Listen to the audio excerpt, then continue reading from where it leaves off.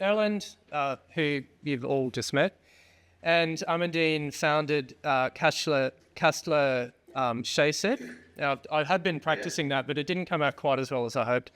Kastler Skjeseth Architects in 2015. Both teach at the School of Architecture and Design in Oslo and the Architecture Association in London. They've both worked for some very impressive architects as well. I'm not going to list them all because I wasn't quite sure who had worked for whom. The practice, as I said, is well, no, I didn't say, but it's Oslo-based. It focuses on the kind of work that we've been discussing a lot in this semester. So alterations to existing buildings, and their work is based on very careful reading of the existing condition and context of the project. So I think it's going to be super relevant for you guys this semester, and I'm really looking forward to hearing it. So I will get out of the way and hand over to you, Erlend. Thank you. Right, so thank you so much for this invite. I was about to say it's nice to be there, but I'm actually in my living room in Oslo. I was hiding here to find a quiet spot, but then the school kids and the school yard next door came out, so you might hear some screaming in the background. But I think they're okay. I think they're just playing. Okay. Right, so I'm gonna try and stick to time, but that's always hard. I put together a lecture mainly about one project, and I've titled this lecture Strangely Familiar. It is a new title for us when it comes to lecturing and topics, and I've used it because it's a kind of working title for an upcoming project that is both exciting and somewhat terrifying.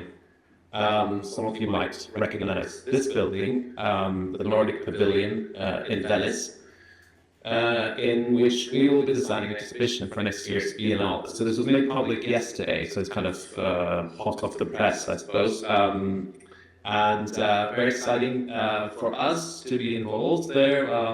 It's now a year until we'll be there approximately, and we're developing an exhibition called Strangely Familiar. And I think this building by Sarafan, built in 1962, is in a strange way kind of relates to the topics that I will be discussing today and the building I will show, although it might not be entirely obvious or apparent. But the pavilion, what it did when it was built and still do, as you can see here, it has this strangely familiar feel as a person from the Nordic when you go there. You're coming out from the Giardini in Venice, you're entering the pavilion, and then you're all of a sudden encased in this very peculiar sort of Nordic light. So it's like transported a spatial condition and a light and an atmosphere from one place to another through this building, through the way that this structure is built and put together. So it has this duality of being both kind of set in Venice, but also has a kind of Nordic quality to it. It has also other dualities, I think. It is the relationship between timber architecture and stone architecture of the continent. You can see here these wafer-thin beams that are much more like timber joists than they are of stone and concrete, which relates to specific characteristics of the northern building culture. I think also it's unmistakably a modernist building, yet also its classical origins are visible throughout. So, Strangely Familiar will be a story on architectural motifs and forms that reappear through history, appearing both strange and familiar at the same time. The strangely familiar might take the form of a fragment, a replica, or a distorted building elements. It can also be a space, a view, or an ornament, and at times it appears like an echo, an old translation, or a reference with a twist. As we move as architects towards a greater emphasis on the transformation of our existing environment and existing buildings, then small traces will remain that will give clues to this obsolete past. So that was a kind of test run for our pitch for the pavilion. And this is our collection of strangely familiar fragments. This is on the wall behind us in our office here in Oslo. It's a kind of living archive in 3 dimensions. So just to explain a little bit about the trajectory of the practice, we were established in 2015, and in the first 6-7 years, we were mainly preoccupied with internal transformations of existing buildings on the rural countryside, which taught us a lot, gave us a kind of vocabulary, and kind of immersed us in the Norwegian vernacular. And during this process, we were often kind of thinking, how could we take some of those things we learned and transfer them onto freestanding buildings and larger commissions? A lot of people were asking us, like, what would be your kind of next step? But this was our premise, that the transformation of existing buildings is now really the sustainable future of architecture. The issue at hand here is that vernacular structures make up quite a large part of the building stock in Norway. So then the kind of brief or mission statements for our practice was to devise strategies for the upgrade of vernacular houses as well as adding architectural quality. So that was the kind of like introductory period. Our friend Charles Holland in the UK talks about vernacular architecture as an oxymoron, which I think is quite interesting.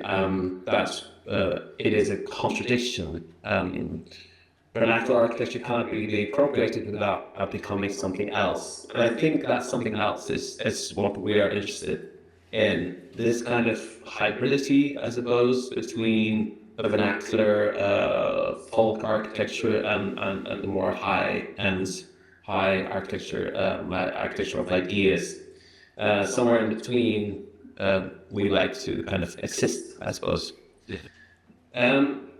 We quite like this term, and apologies for the sort of pretentiousness of this, but I think paraphrase is a good term to describe a lot of the ways that we work. Paraphrasing is something that is interpretive, clarifying, summarizing, or fantasizing, or it's in music a free-form composition built on a theme or on well-known melodies. And I quite like this thing about melodies and about ripping off something, or sampling, or variations on the theme, and so forth. So we have a lot of projects in the office that can kind of fall into that description of paraphrasing. A lot of these projects are, in a way, kind of run-of-the-mill domestic extensions for us, and has been for a while. Gradually, as the office has grown, the projects are becoming more larger and more external extensions rather than just fit-outs. These extensions that you see here, I'm not going to go into the depth of them, but they are not attempts at making contrasting bits for the sake of contrast to these historic houses, but nor are they replicating some kind of exact historical detailing that you find in the existing architecture, but it is this riff or this resonance, this echo. It's a kind of callback, twisted versions of familiar elements. On the left, an oversized strip edge becoming more like almost like a roof. On the right, an exposed joist in steel, kind of mimicking this so-called Swiss style house, vernacular house from the 1800s. So they're kind of bricollages, to use maybe a bit of a warm term, but they are also mirrors in a way, both literally and figuratively, framing itself and its surroundings. And here you can see our daughters testing out their parents' design. Right.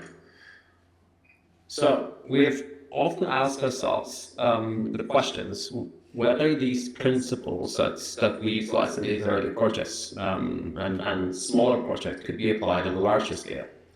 And I'd like to try to illustrate that transfer principle first by looking at the picture on the left. These are fragments taken from our first commission back in 2015. It's a Sørlandshus, which is a typical south coast vernacular in Norway. And they are fragments of decorative door frames. We were picking apart this building to kind of reassemble it, and in the process, these bits and pieces of building were stacked next to the building site. we're trying to figure out the exact provenance and origins and these pieces when the building have been cut apart and reassembled many times. And it was quite interesting for us to look at these pieces because we realized that they were actually from all kinds of different periods. The house was from 1850 originally, but we had here pieces from the 1950 and from the 1980s and from 2003, all kind of mimicking a southern classical building. So it shows you that it's hard to kind of date the building exactly. Buildings borrow and lend and mimic from one another, and that was the kind of backdrop for the project on the right to further that principle of this mixed authorship.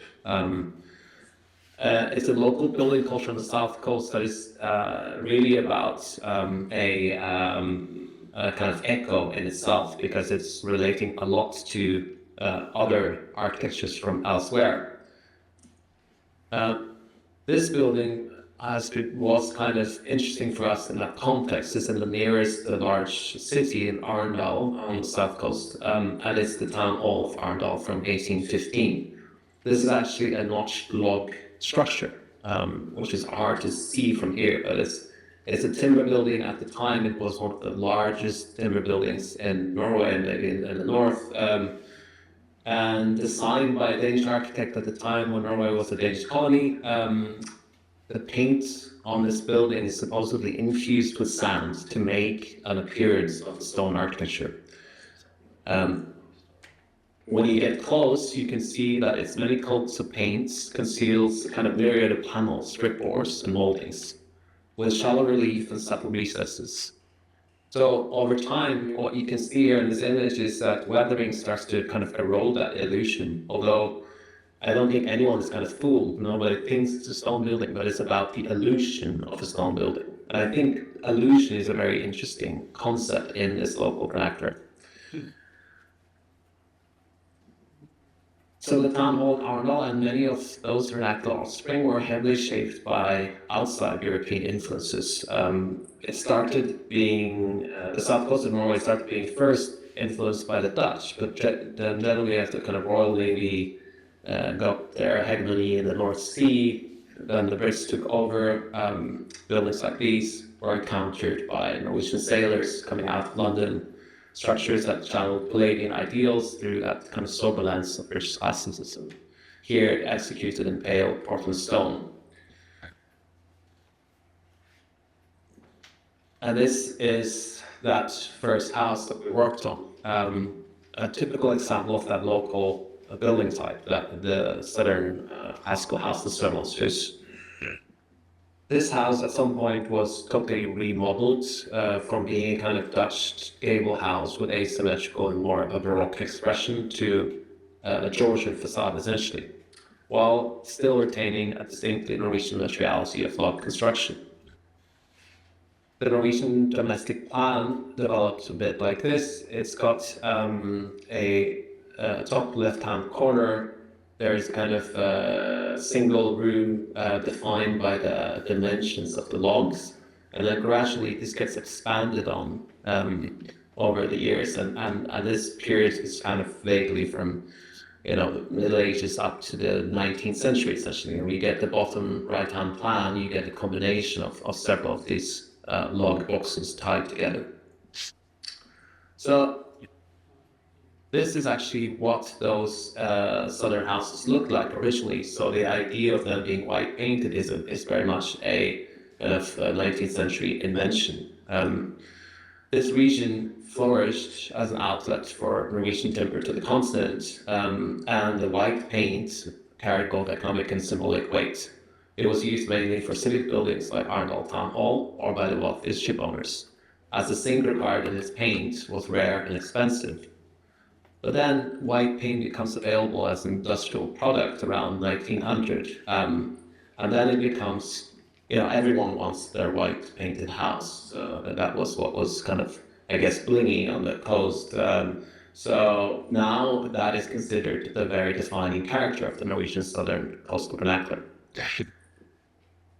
As this Norwegian artist, Martin Olsen, demonstrates in her book White to Earth, Norway was actually a pioneer in producing man-made white paint. In fact, so much as 12% of the minerals used to make the white that is now very prevalent in lots of our products stem from the south coast of Norway. So there is a kind of connection between the south coast of Norway, both in terms of how the houses were painted, but also that the paint comes from the landscape itself.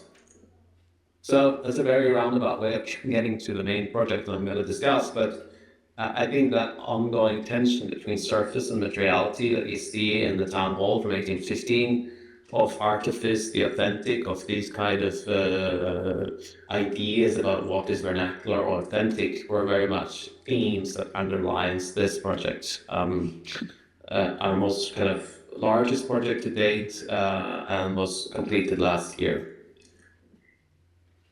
The existing building on site, this large kind of scaled up version essentially of that local vernacular type, was built in 1925 to house retired sailors from this coastline.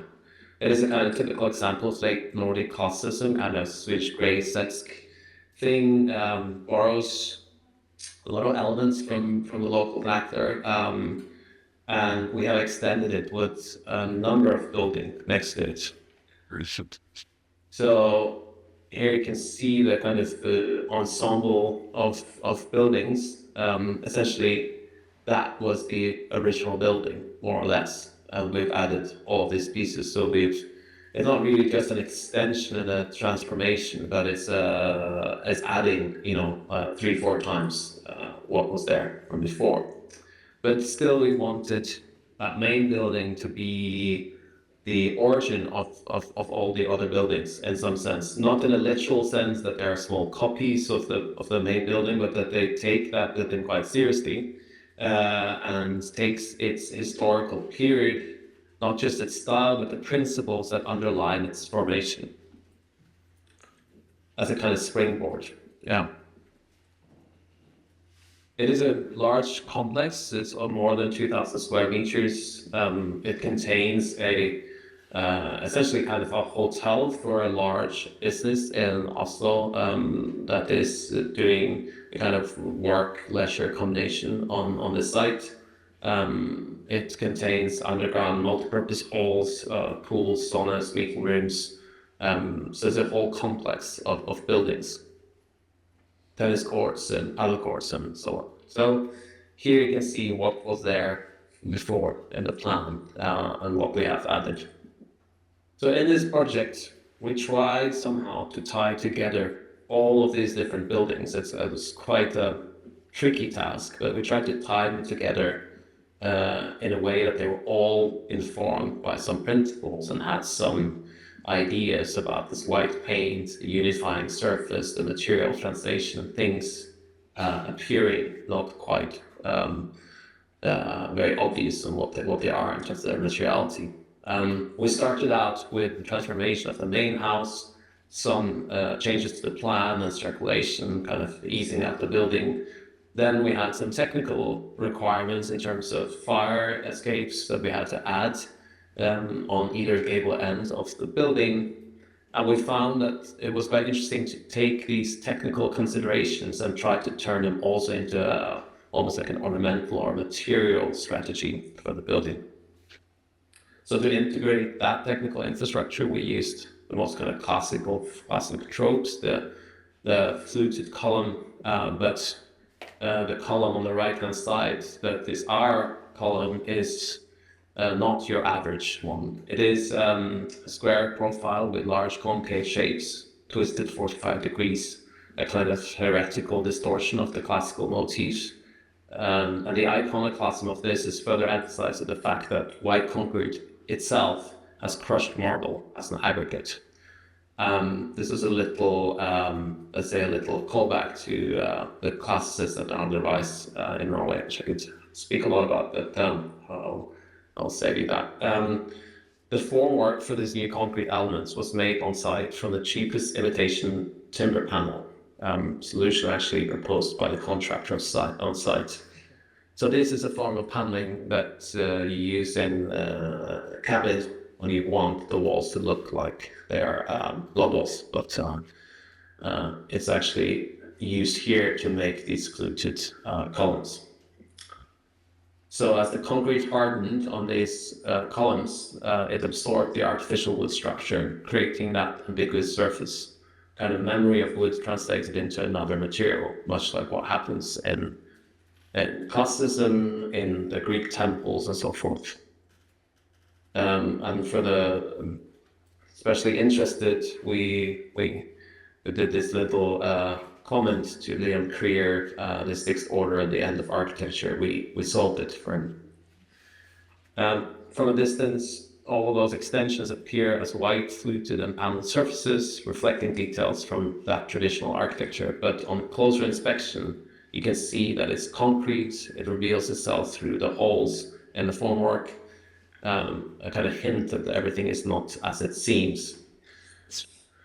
So often when people come to site, they will pass these stairs in white concrete, and I'll ask them, did you guys see the white concrete? And they turn back and they're like, no. They have to kind of go back, and it has this, I guess that's a kind of strangely familiar thing, that the form is constant, but the material is different, which is a kind of underpinning principle in the local building culture. So the building as a kind of as a commentator or as a reference. The south-facing extension to this building is then carrying on this concave paneling language, but it's actually made from concave boards in the same profiles. They are routed in a sawmill nearby, and they create these corner columns that are not really columns. They're more like a corner box containing their hollows. They're containing all the services that runs up and down between the floors. It's a 7-inch cladding that we have used throughout the project. But I think here you can see that material strategy more or less in full. It's a really hard project to photograph because there's so many constituent parts that don't sit right next to each other. But in this foreshortening, you can see it. So starting from the very back, you can see this extension in timber that is also continuing some of the paneling of the main house, doing these corner boxes. Then you can see in the middle the concrete fire stair with the kind of fake timber in concrete balcony on top. Then it's the sports building, which is the extension part of the new building next to it, in these massive CLT columns. So that building is built entirely out of wood, combination of CLT and glulam and panel architecture. We had these columns that were solid CLT. Here you can see flying columns coming to site. This was an exciting day when the columns arrived, and kind of old Swiss joke, where do you want your column, was then mounted on these white concrete bases. So the whole pavilion is painted white to bind all these surfaces together into this monolithic expression. The relief and depth of the facades found in the older architecture that I showed you, the town hall, are here translated into kind of prefabricated solid wood panels, complying with modern requirements for acoustic, fire, and thermal fences. And these oversized columns, they create a tectonic interplay that deliberately goes against the modernist idea of truth and structure. It's a kind of distortion, making the columns much thicker than they need to be because there are less circulation and creating space, making the roof as thin as absolutely possible with slow to have. In Roy, these are large CLT panels that are hoisted onto these columns and connected. It's essentially a wooden building with stone in its DNA.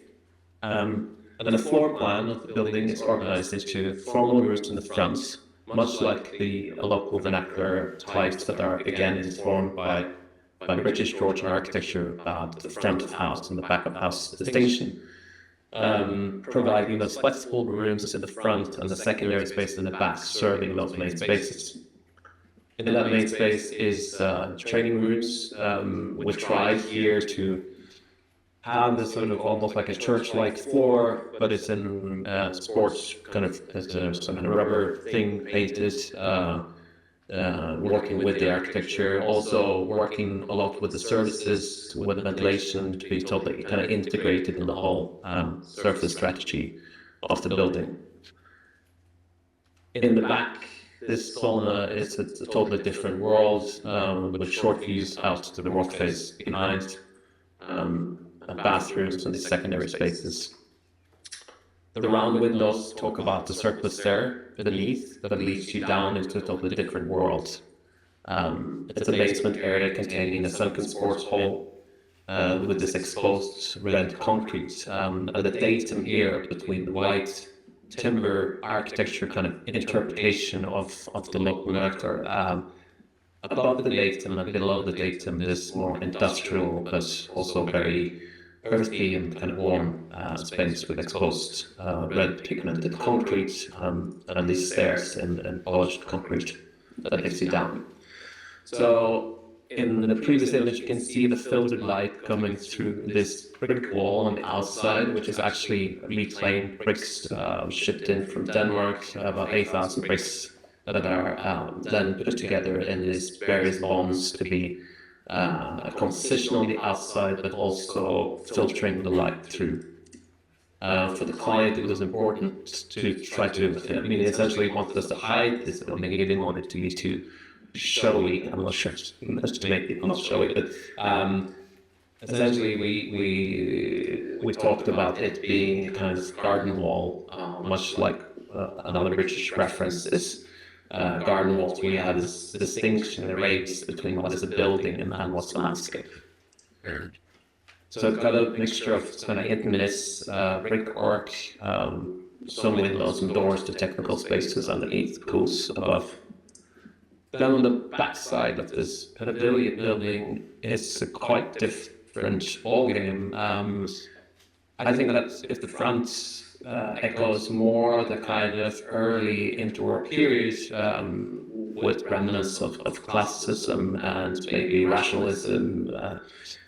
Some kind of friend of mine, an Italian friend of mine, said that the front reminded him of a fascist train station, which I from Italy, so which I quite like as a reference. But the back is much more like late 30s in Norway, where things start to be more modernistic. You get interpretations in wood of a kind of stood earth modernism, and draws inspiration from the later part of the interwar period. Also sort of shows this datum and the expression on the outside, picking up line from the main building without sort of copying that facade. And the third building is what we call annex. It's a very large annex, but it's carrying this kind of compositional irregularity on its gables. Very hard to explain this building because it has such complicated spurs. It's all started out as a garage, then in the middle of building it, the client changed her mind and wanted 6 rooms on top of this garage. So the origins of all the formal museum is actually kind of lost to me now a little bit, but it houses and garages on the ground floor. So we built essentially those columns in that garage, and then we were going to put a roof on top, and then we have to transform our own half-built project. So it tells you something about this client. And I suppose that in the context of the other buildings, this one too has a form of strange familiarity. It relates to the other buildings on site. It relates to the classical colonnade, but that colonnade just leads to garage doors. It's a kind of classical motel almost, in the kind of spirit of Robert Nutrition, maybe. It's got 6 rooms with ensuite bathrooms above that garage space, and a kind of gallery in the front. And that gallery is also something that we see a lot in the Norwegian vernacular. So once they started connecting these log boxes, and 1, 2, 3 of them, then they would add this what we call a svalgang, kind of cool intermediate space somewhere between inside and outside. So this building, although if it looks like this, that has certain DNA from Oz. And the two facades are quite different in their expression, with this long edge that raises the back facade and the bottom there with the light coming in from the top. So here the concave cast concrete sits underneath the timber boards. So here the relationship between those two things is very, very close. They're very adjacent to one another as different materials, as one being kind of version of the other. And again, this kind of columns reappearing in the architecture, but also what I quite like in this image is that you see column and a downpipe and it sort of starts to speak to one another. Here you can see the sections to that building and its relationship to the rest of the complex. We also quite enjoy doing these things where the downpipes are kind of very considered in terms of the composition of the facades, but also that the water that runs into this box and then goes back down into another downpipe also plays this game of looking a bit like a structural element coming out of the building. So a little bit of this kind of, I guess, kind of mannerist games going on. But it also goes on here in the carport at the entrance to this facility, where you can see another type of column, much more sort of tectonic and contemporary, I suppose, here. But kind of like that, even though this is a bit different from the other ones, less symbolic maybe, it relates back to these pieces that I talked about from our first project. This kind of assemblage of timber architecture, and you can kind of see it here. It has a kind of temple-like front, and if you think about Greek temples, they were first built in timber and then built in stone, but these express kind of joists on the side then became ornaments. And what happens in the Norwegian vernacular is that these kind of Palladian ideals coming back into the architecture allows for something that was originally a timber detail translated into stone is then back into timber, so it's kind of traveled through different translations and abstractions. And finally on site, this is another colonnade, this time on the tennis courts, the kind of last building, again sort of riffing off the other buildings and setting up its own kind of reality, this whole complex where the buildings are kind of talking to each other, but you're replicating form but changing materiality or color. It's a very simple building, just somewhere to sit underneath when it's raining and you're on the courts, and somewhere to store equipment at the end of the tennis court. But it just creates this kind of crochet or this kind of space inside that relates to the other buildings. Sits on top of a retaining wall. This is how it looked a couple of weeks ago. We had a particularly cold winter, I think -15 here. Frozen planet, but now thankfully thawing. I'm going to conclude here with a kind of image again as a kind of impossible project to photograph, but we recently wrote an article about a kind of idea of the anachronic hybrid, and there is a very good book written by Nagel and Wood that describes art and architecture as a possibility of a conversation across time, a conversation that's more meaningful than the present's merely forensic reconstruction of the past. And those words resonate with us because as the existing built environment continues to be reshaped, the potential lies for us not in the opposition between tradition or modernity, of old or new, vernacular or high architecture, or ideas of the authentic and of artifice, but rather than seeking an alternative path, one that celebrates the pluralities often found in existing situations, and ones that honors provenance in architecture as a kind of living and breathing, evolving force with the capacity to frame radical transformation. Thank you. I'll stop there.